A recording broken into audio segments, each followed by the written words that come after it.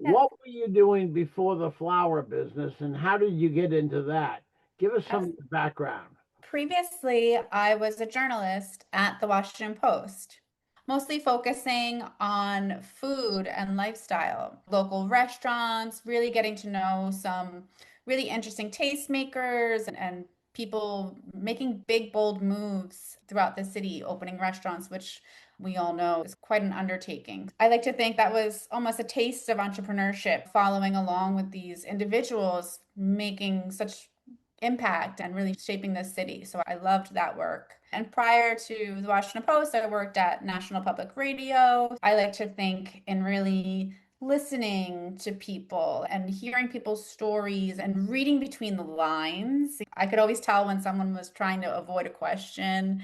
So that's when I would dig in a little bit. I developed some really strong listening skills, and as an editor, as a writer, started to develop a sense of what got people's attention. While I was at the Washington Post, I was starting to see the landscape changing a little bit. This was prior to BuzzFeed. It's very clicky, very headline driven. I saw the writing on the wall, the direction that journalism was taking.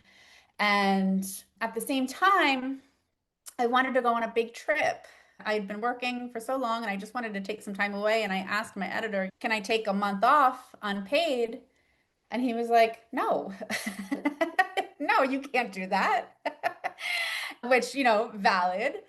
But just a mix of things swirling in the air. I was like, I just got to do this. So I really did leave my job to travel. And at that point, I had experimented a little bit with plants. So I wasn't quite in flowers just yet, but on weekends and after work, I was just researching succulents specifically. If anybody's familiar, these are the thick leaves. They're found throughout the West Coast and really arid climates. Anyway, I was drawn to this particular type of plant. So I had started doing classes on my dining room table, very hobby work, nothing that I would be able to support myself on. But just having an inkling of doing something different, I took some time off. And then when I got back, I really threw myself into some plant work.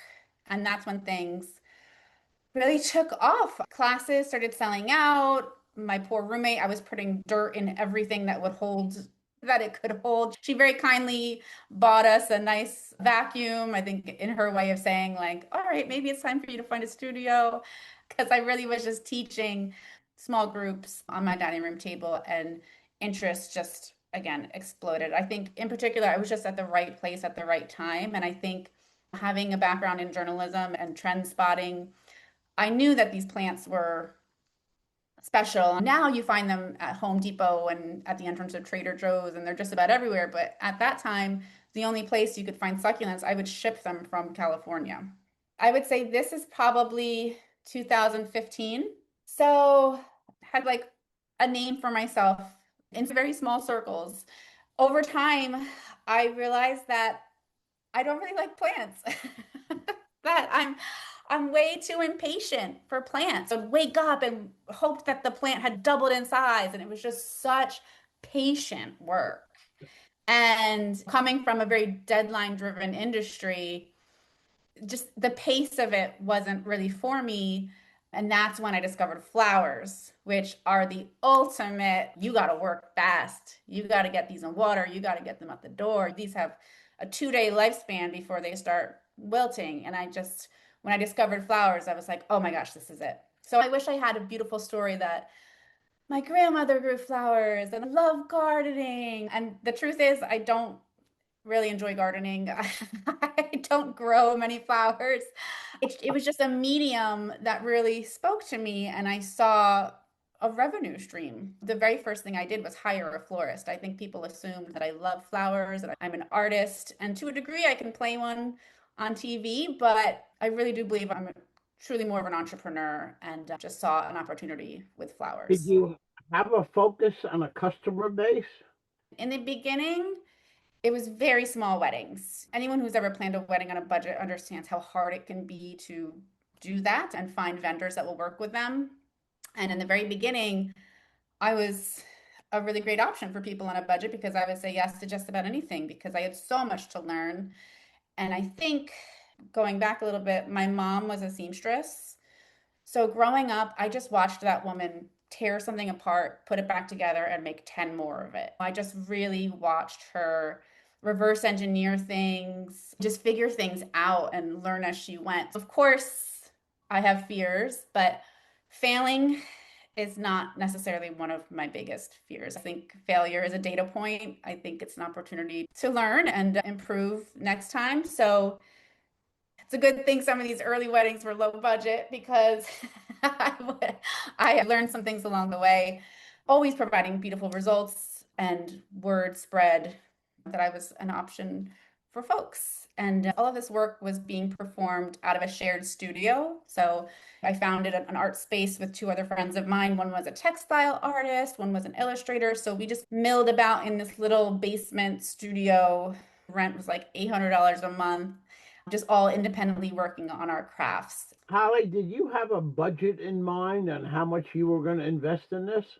I was teaching those succulent classes I'd mentioned, how I like got started in all of this. Because I was doing that while I had a full-time job, I had a separate bank account for any penny I earned through plants. And I told myself when I hit $15,000 that I would take this a little more seriously. And I was able to roll that money into what eventually became She Loves Me, my flower business. So $15,000 today may not get you quite as far, but the daughter of a seamstress, I watched that woman turn scraps into a blanket, into a Halloween costume, into, you know, just really magic. I think of my mother as a magician. So I eventually left that shared studio I mentioned with my two artist friends, and I had an opportunity to open a standalone flower shop, which again is where most of that money ended up rolling into, renovating that space and making it beautiful. And about a year into it, we hit COVID. And so our business was in-store shopping, social gatherings, in-person workshops. All of this just disintegrated. Nobody was gathering, no one was leaving their house. So overnight, we decided, and like most entrepreneurs, I use the word we, even though I was the only person, I decided to switch to a delivery model because it was really the only way for us to get our flowers to people. And previously, we had offered deliveries, but it was really hidden on the website. And if someone ordered flowers for delivery, we were like, oh my God, who's got a car? Who can run these over? It was a huge inconvenience. I never wanted people to order deliveries. But then it became the sole way for us to make revenue. And if we can all just go back in time to those early days of COVID, which nobody wants to do, but at the time, I was volunteering with this organization that delivers groceries to isolated seniors. It's just a cause of mine that's really close to my heart. So I had a network of people doing good work for the elderly, and I reached out to them and I said, hey, maybe we could do some sort of charity bouquet. For everyone ordered, we'll donate $5 to your organization because seniors really need our help more than ever right now. And when I tell you it exploded, we went from maybe two deliveries a week to 300 in a week. And we had zero infrastructure. I was literally putting addresses into Google Maps and just dragging little pinpoints. We had no systems, no way to make this happen. And obviously, it's a good problem to have, but whew, just going back to that time, You had a driver's license. I had a driver's license and I had a lot of unemployed friends because everybody had been fired because of COVID. And I was like, if you need work, I got it. Like, I need all the help I can get. If you can tie a rubber band, if you can read an address, come to me. So this was all done out of my home because, again, my shop was shut down. So, again, I've had a string of very patient roommates. So I was essentially operating again out of my living room. That was a really painful point, but I think what helped us navigate COVID, and I like to think any real adversity, is number one, just accepting it. This Yep. is it. I can't wish this away. Nothing's going to fix this. I got to think fast. This is the new reality. And then looking around just to my left and my right, who do I know? Who's in my network already? Who can really help me navigate this and help get us out of that? So The good thing is that once COVID subsided, we finally developed the systems for delivery. We had a team of drivers, we had apps and software and systems, and it really forced us to modernize, and deliveries became a really profitable revenue stream for us while weddings and workshops and everything slowly came back. So we came out of COVID even stronger.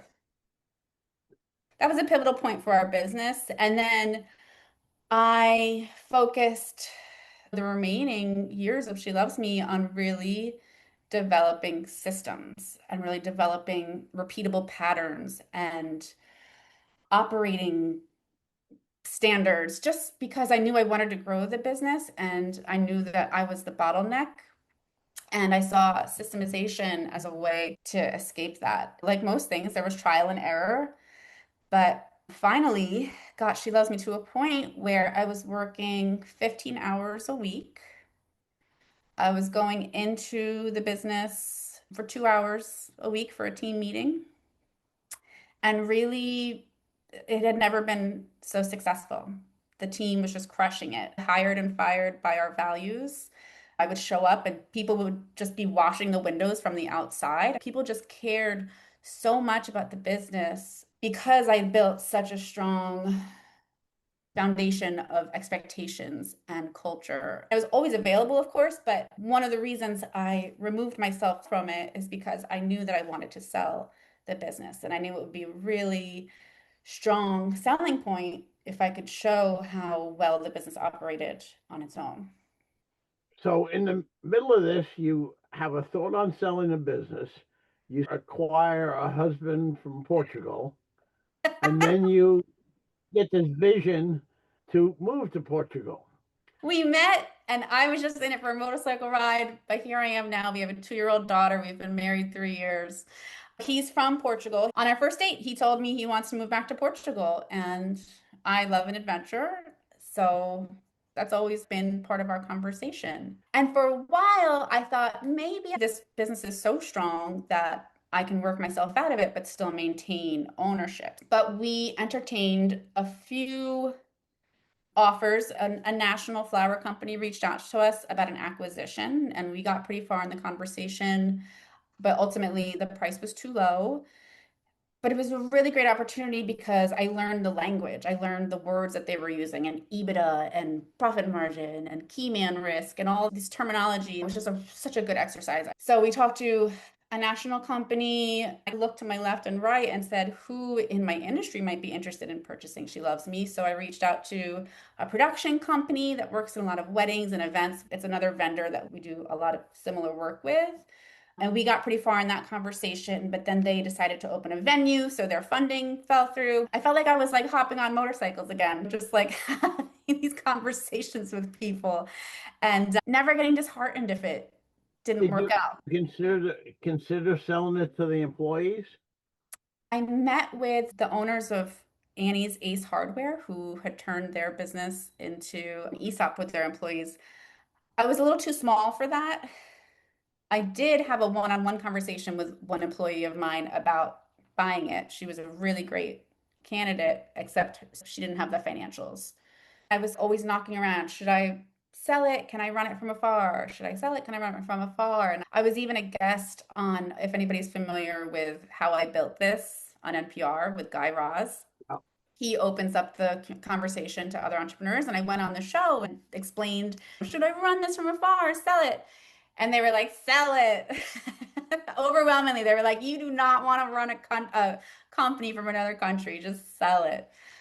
So I had hired a consultant who worked at McKinsey to really that's help me navigate and determine the best exit strategy. We got 2 meetings in, and on that second meeting, she said, "You know what? I think I want to buy your business." no.